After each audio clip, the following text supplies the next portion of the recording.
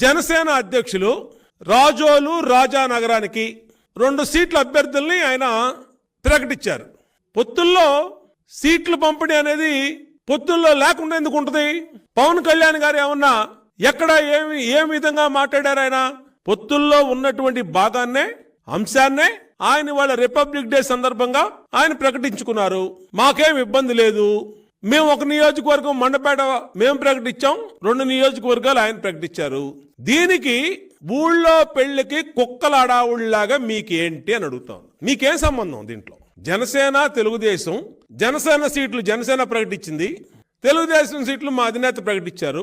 1 seat మేమేదన్నా ఇబ్బంది పడితేనో లేదంటే మేమేదన్నా మాట్లాడితేనో అనుకోవాలి.